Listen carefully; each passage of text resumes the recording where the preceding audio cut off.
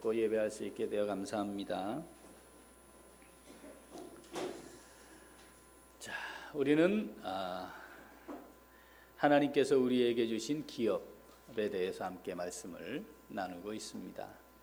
자, 우리에게 주신 하나님의 기업 이렇게 이야기할 때 그 기업이 가진 의미, 첫 번째는 삶의 터전, 그렇죠? 두 번째는 우리에게 맡겨진 것, 세 번째는 우리에게 더하실 상급. 자, 이 세 가지 의미를 기본적으로 가진다 했습니다. 그런데 이 기업이 이런 물질적인 부분뿐 아니라 인격체에도 사용이 되었어요. 자, 이스라엘 백성, 하나님의 백성들에겐 하나님이 기업이 되신다 했습니다. 그러니까 하나님을 우리가 모시면 모든 걸 다 지니게 된 것과 다르지 않다 했습니다. 자, 하나님 편에서는 하나님의 백성들이 기업이다 하셨습니다.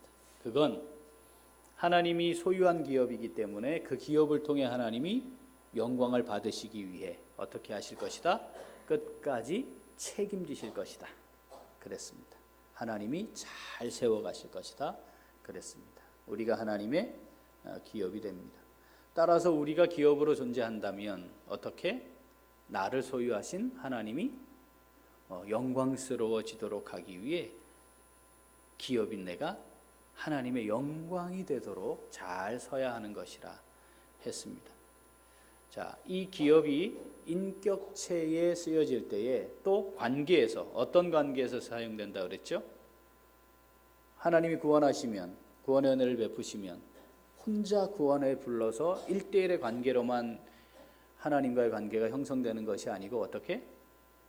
몸의 지체로 부름을 받는 것이다 했습니다. 그래서 구원의 은혜를 누리게 되었습니다라는 말과 몸된 교회의 지체가 되었습니다라고 하는 말이 같은 의미다. 자, 몸된 교회의 지체가 되었으니까 몸의 지체들은 혼자 존재하는 것이 아니고 다 연결되어 몸을 세워가는 거니까 각각의 지체들이 동역하는 관계로 만난 것이다. 그래서 서로에게 동역자로서 기업으로 존재한다. 내가 인생에 다른 어떤 지체들에게 또 우리가 함께 하고 있는 사람들에게 기억이 되는, 하나님을 향해 감사하게 되는, 그래서 영광 돌릴 수 있는 기업이 되는 것이 매우 중요하다 했습니다. 우리에게 동역자로서 기업이 풍성한 사람, 하나님을 영화롭게 하는 삶을 살아가는 사람이다 했습니다. 자, 인격체에 대한 기업의 말씀, 자, 요게 또 한 가지 성경에 등장을 합니다. 자, 인격체에는 하나님, 그리고 하나님의 백성, 그 다음 이렇게 모인 동역자 한 가지가 더 등장해요. 시편 127편 3절 같이 한번 읽어보겠습니다. 보라, 자식들은 여호와의 기업이요 태의 열매는 그의 상급이로다. 아멘. 이 한 절에 이 기업에 대한 말씀이 두 가지가 다 표현이 돼요. 기업이로다, 뭐다? 상급이다. 기업이다, 상급이다. 그 대상이 뭐라고요? 자식, 이렇게 표현됩니다. 그러니까 하나님의 여호와의 기업 이렇게 표현했는데, 자, 여기에 쓰여진 기업이 지금까지 우리가 살펴본 기업이라는 단어와 같은 의미예요. 그런데 여기에 쓰인 기업은 분배받은 목 또는 맡은 것, 이런 의미예요. 자, 자식은 여호와의 기업이다. 그러니까 자식은 하나님이 분배해 주신, 내게 주신 몫이다. 또 하나, 하나님이 내게 맡기신 것이다. 이런 의미가 됩니다. 여호와의 기업 이렇게 성경이 표현했으니까 요걸 그대로 다시 적용을 해보면 여호와께로부터 맡은 기업이 되겠죠. 그렇죠? 또 하나 뭐겠어요? 여호와의 기업, 그랬으니까 여호와께 속한 기업, 이런 뜻입니다. 그러니까 자식은 하나님으로부터 맡은 것이고 하나님께 속한 것이다. 자, 이 개념이 분명해야 합니다. 분명해야 합니다. 그리고는 또 뭐죠? 상급이라는 표현이 나옵니다. 자, 상급은 여기 있는 단어는 내가 어떤 일을 했을 때 주어지는 그 대가로 주어지는 것 이거예요. 내가 무엇을 했는데 대가로 주어지는 것. 보상 이런 의미입니다. 하나님이 하나님의 자녀들에게 보상으로 뭘 주셨다. 그건 내 삶에 대해 하나님이 필요를 공급하시는 것 이상으로 책임지신다라고 하는 의미를 갖는 거죠. 그러니까 하나님이 내가 너를 책임질 텐데 어떻게 책임진다? 내가 너에게 자식을 줘서 그 자식을 통해 내가 너를 책임지마 이런 의미였습니다. 왜 그렇게 아들을 낳으려고 했을까요? 여기에 쓰여진 자식 이건요 딸은 포함되지 않아요. 이게 아들만 가리켜요. 왜 그래야 했을까요? 아들이 곧 내 삶을 책임지는 하나님이 주신 보상이에요. 이게 기본적인 개념이 있기 때문에 이 자식을 잘 키우는 것을 농사하는 것으로도 비유를 했어요. 그걸 잘 키워내면 나중에 내가 삶이 어느 정도 보장이 될 것이다. 그래서 지금은 우리가 노후 준비라고 하는 말을 아들을 잘 키운다 이런 개념으로 누구도 이젠 얘기하지 않지만 우리 앞세대까지만 해도 아들 하나 잘 키워놓으면 그것이 내 노후를 적어도 보장받는 듯한 그런 개념들을 가지고 있었습니다. 성경은 지금 그걸 이야기하고 있어요. 하나님이 주시는 자녀, 하나님이 주시는 자녀가 뭐다? 기업이다. 하나님이 주시는 상급이다라는 겁니다. 자, 하나님께로부터 받았으니까 영광스럽죠? 어떻게 생각하십니까?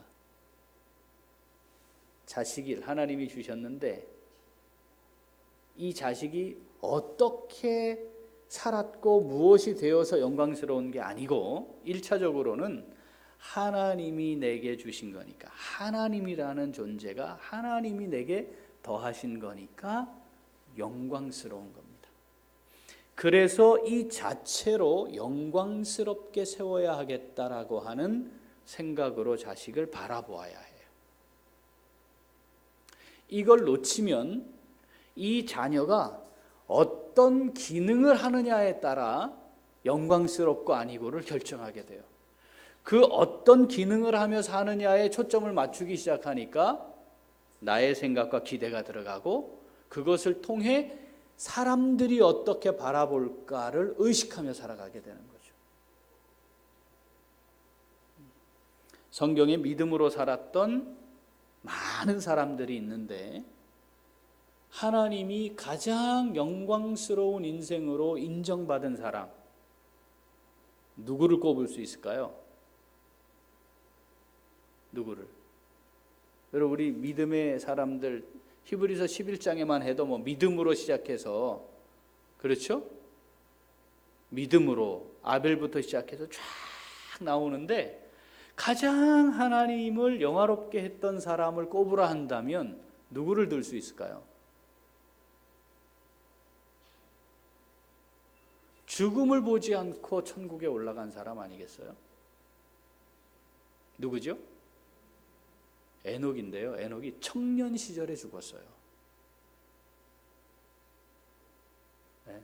다 평균 890, 900을 넘게 살았는데 365세 죽어요.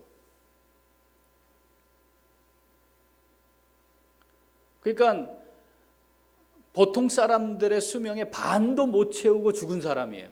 그리고 그 사람이 뭘 했느냐에 대한 성경 기록이 짧게 2줄 딱 나옵니다. 애 낳고 하나님과 동행했다. 그게 끝이에요. 그런데 그 에녹을 통해 하나님은 영원한 생명이 무엇인가를 이 역사에 선포하시거든.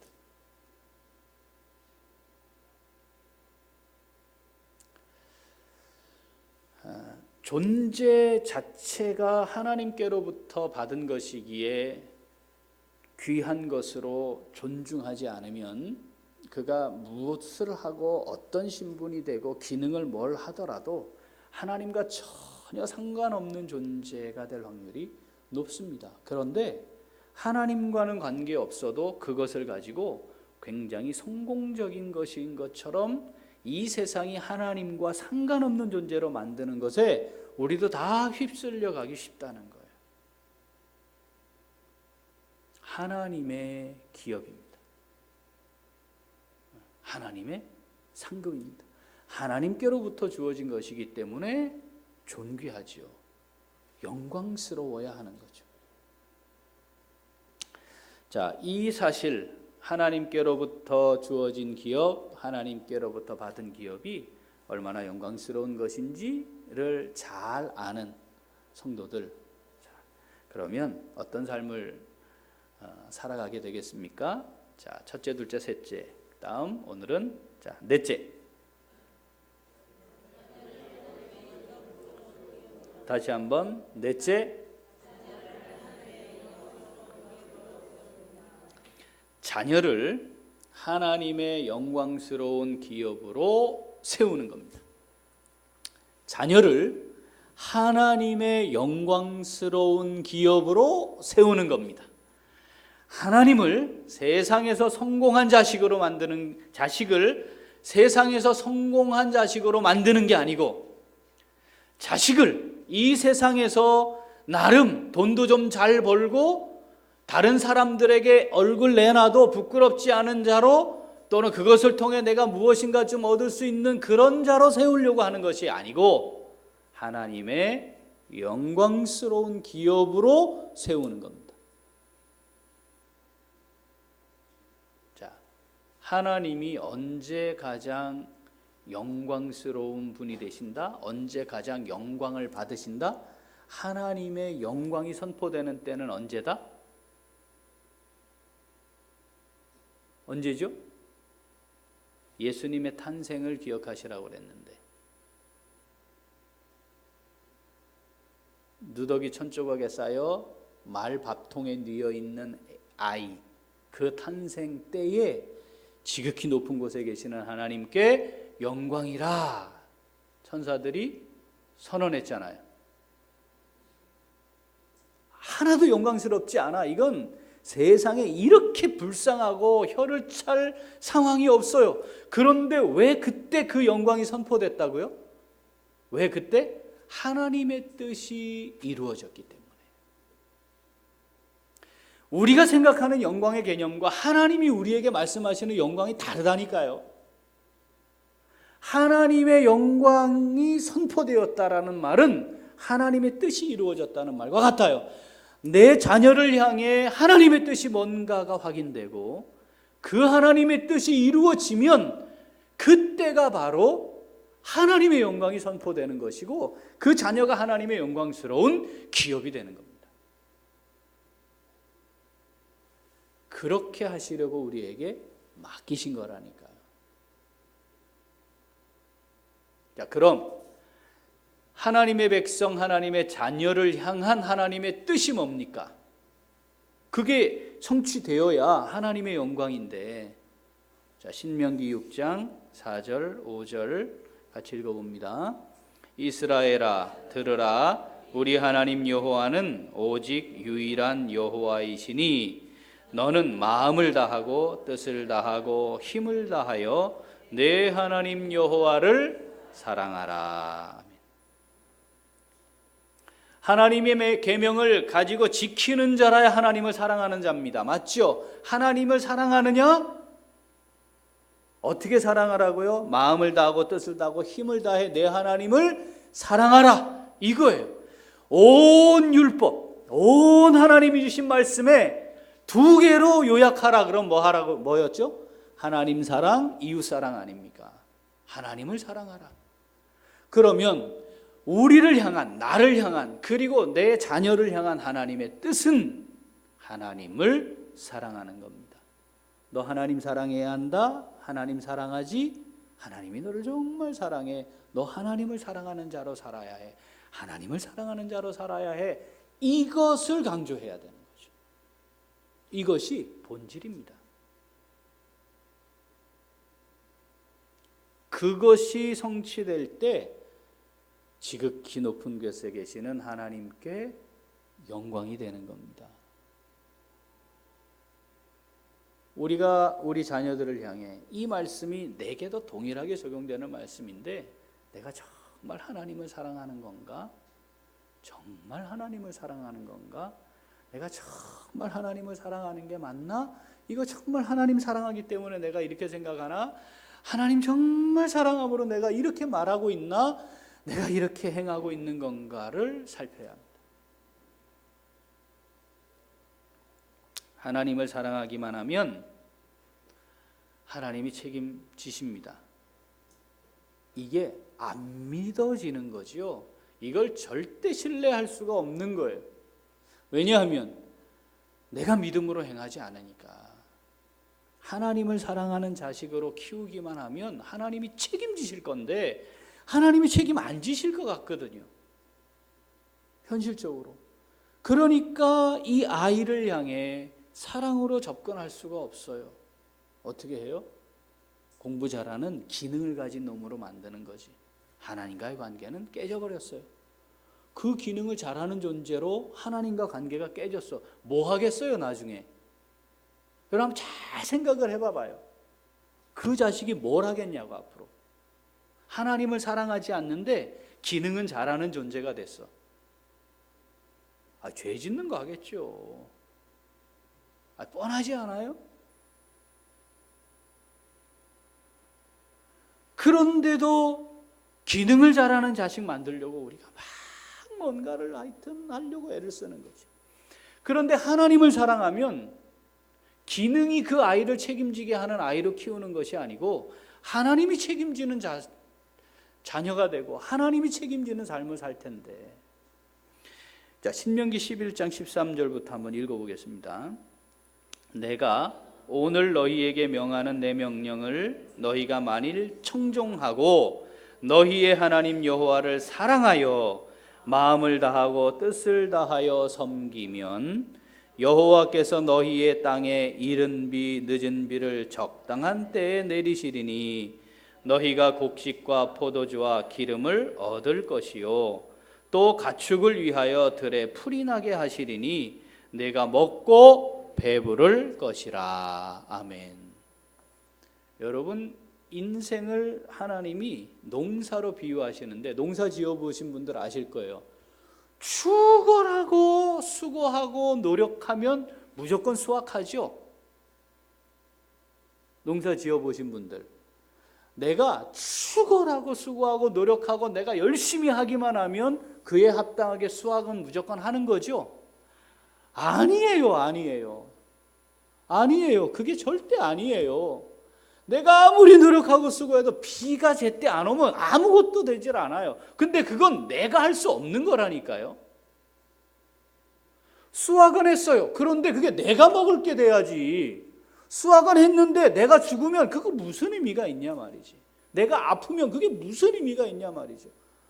몸은 건강해요. 그런데 입에 탈이 나기만 해도 못 먹어요. 이건 내 힘과 능력으로 안 되는 거라니까요. 그런데도 불구하고 이게 내 힘과 능력으로 될 것이라고 생각하는 거예요. 그리고 내가 살아오면서 그게 안 된 이유를 내가 참 지혜로워서 잘 알게 됐어. 이건 이렇게 했어야 되는구나. 내가 이렇게 하면 되겠구나. 그걸 자식에게 그걸 가르치려고 든다고. 자, 이건 누구에게 속한 것이다? 하나님께 속한 것이다. 여러분, 이게 신뢰돼야 돼요. 하나님을 사랑하면 하나님 어떻게 하시겠대요?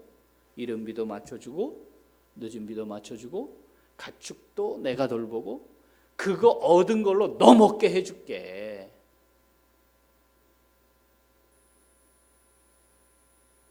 이게 하나님께 있다는 걸 인정해야 된다는 거예요.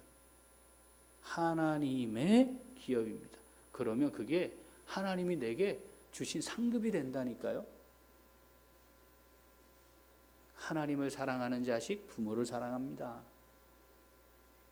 하나님을 사랑하는 자식이 부모를 사랑하지 않는다, 그건 존재하지 않아요.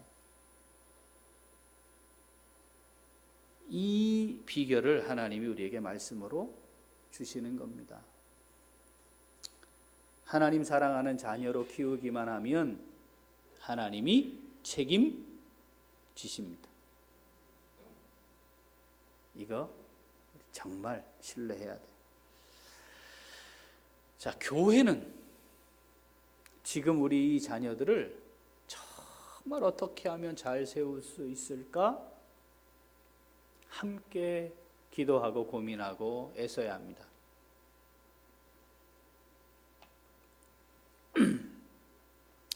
입시지옥 가운데 들어가서 하나님과 관계없이 그 결과를 향해 달려가고 있는 저 아이들에게 하나님이 삶의 주인 되심을 고백하며 살아갈 수 있도록, 그리고 그렇게 하면 하나님께서 책임지신다는 것을 보여줄 수 있어야 하죠. 그게 교회가 가진 중요한 역할 중에 하나입니다. 지금은 이제 다음 세대를 살려야 한다, 이 말에 대해 아무도 반대하거나 저항하지 않습니다. 다 그래야죠, 하죠. 제가 10년 전에 우리 교회에 와서 이 부분을 계속 이야기했어요. 기억나시나요? 그래서 우리 아이들을 위해 교회가 무엇을 해야 할까? 영성이 바탕이 된 지성, 영성으로 말미암는 지성, 이게 있어야 한다. 그래서 했던 일이 뭐죠? 필리핀 수빅에 선교센터 만든 거 아닙니까? 방학 되면 우리 애들 거기 보냅시다. 거기 가서 영어 공부하고 아침마다 큐티하고 주말에는 선교지 교회에 가서 섬기면서 영성이 바탕이 된 지성을 가질 수 있도록 해줍시다. 우리 이정섭 장로님, 최경희 권사님이 가서 애쓰셨는데 그때 미비했던 게 있어요. 부족했던 게. 그게 뭐냐면 그 아이들을 그렇게 관리하고 지도할 수 있는 우리 선교사가 없었다는 겁니다. 그게 있었어야 되는데 지금은 이제 그 조건이 갖추어졌어요. 내년 초에 거기에 선교센터 아카데미를 지으면 방학 동안은 우리 아이들, 거기에 선교사님이 이제 두 분이 계시잖아요. 우리 선교사님도 계시고 김상모 선교사님도 그 아카데미에 같이 있으니까 이제는 아이들 보내면 영성도 관리가 충분히 되면서 지성을 쌓을 수 있는 이제 준비가 돼 있어요.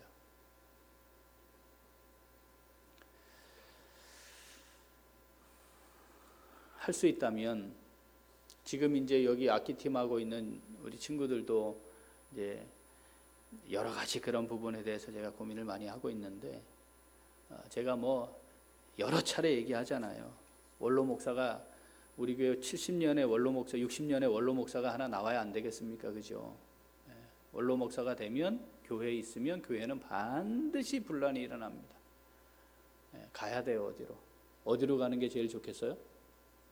선교지로 가는 게 제일 좋아요. 그러면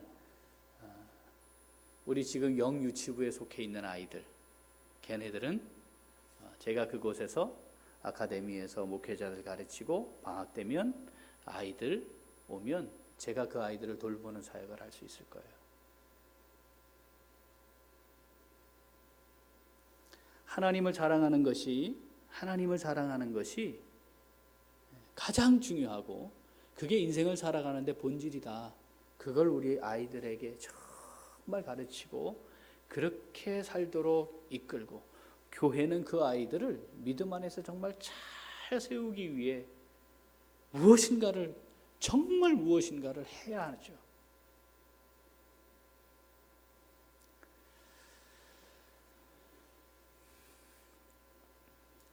영상 한번 보겠습니다.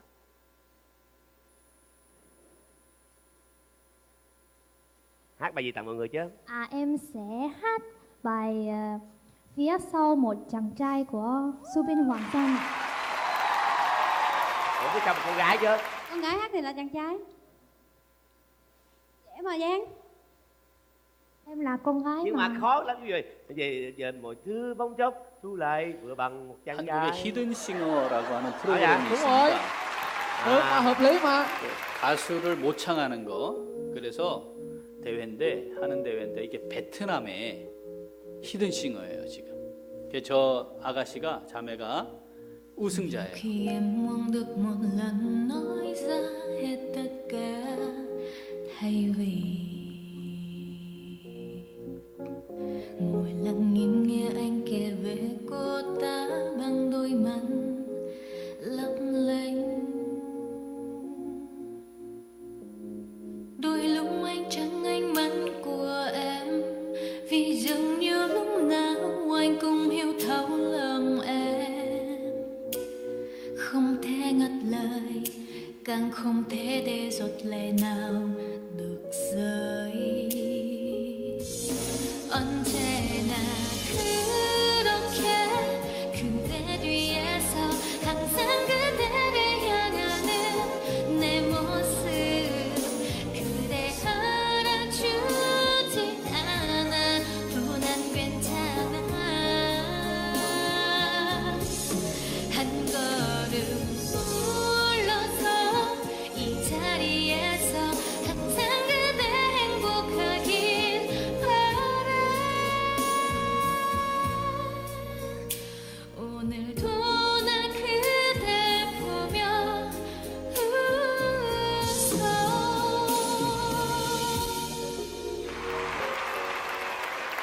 Rồi, nói chung là hôm nay có nhiều điều thú vị đến từ cô gái Jin Chu.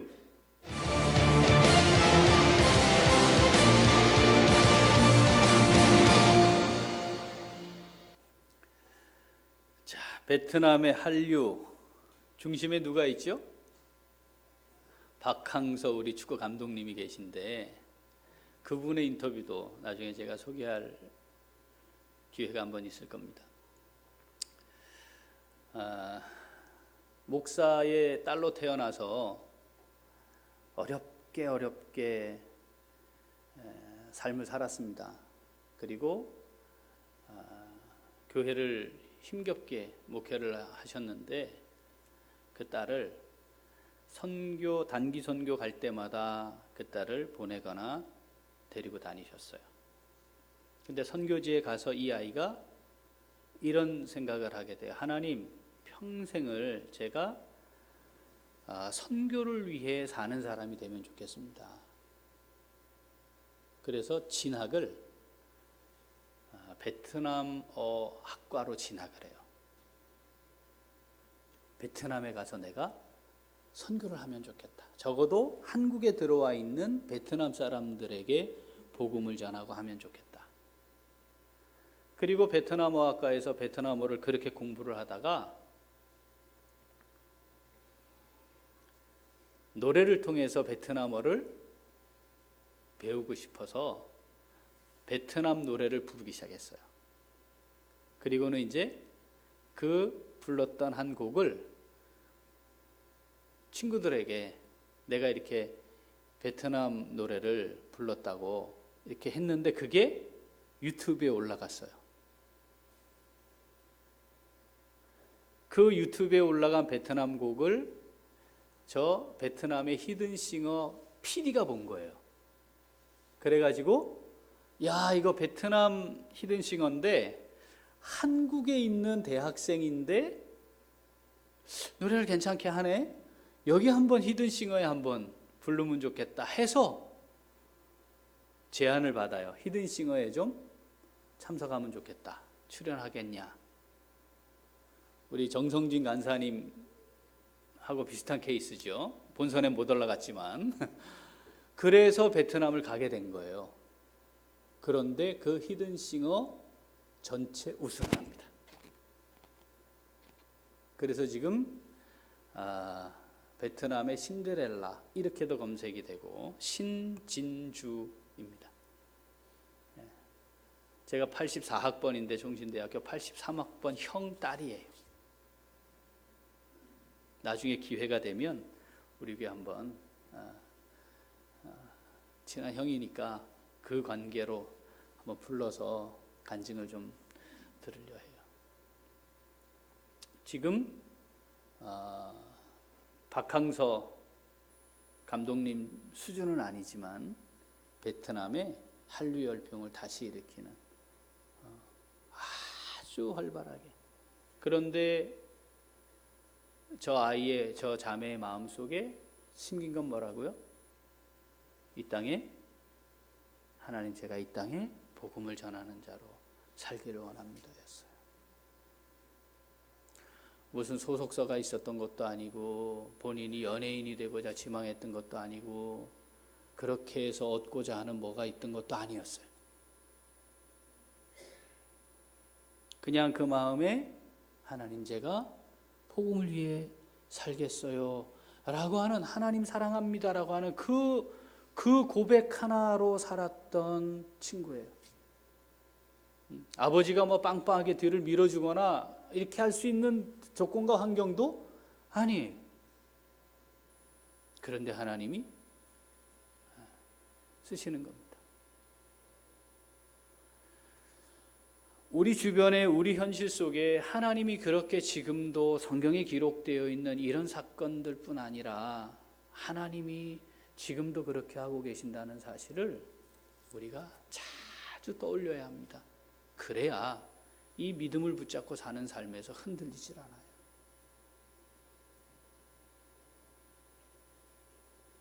하나님이 주신 영광스러운 기업입니다. 우리 저 아이들이. 우리에게 맡기신 영광스러운 기업이 있는 겁니다. 애들이 너무 커버렸습니까? 괜찮아요. 그 아이에 또 아이가 있을 거니까. 내가 하나님의 자녀로서 있으니까 이건 내게 주시는 말씀이기도 한 겁니다. 우리가 하나님의 영광스러운 기업이어야죠. 그래서 우리를 통해 하나님을 영화롭게 해야죠. 우리가 붙들고 마지막 순간까지 가야 할 것이 그것입니다. 하나님 사랑하십니까? 하나님을 사랑하십니까? 하나님만 사랑하십니까? 마음을 다하고 뜻을 다하고 힘을 다해서. 우리가 그 하나님을 사랑하는 사람으로 살아 영광스러운 하나님의 기업이 되고, 우리 자녀들에게 그렇기에 하나님 사랑하며 살자, 하나님 사랑하며 살아라, 하나님 사랑하는 게 우리의 본분이란다. 그래서 너의 마음에 말씀을 잘 새겨서 하나님 사랑하는 사람이 되면 얘야, 하나님이 너를 통해 영광 받으실 거야.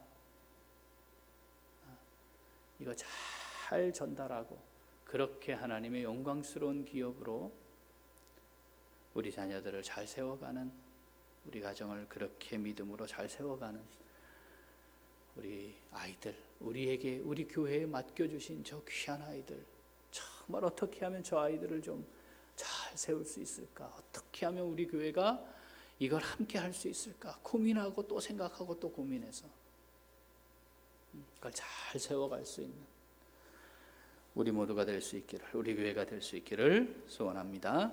네, 기도하겠습니다.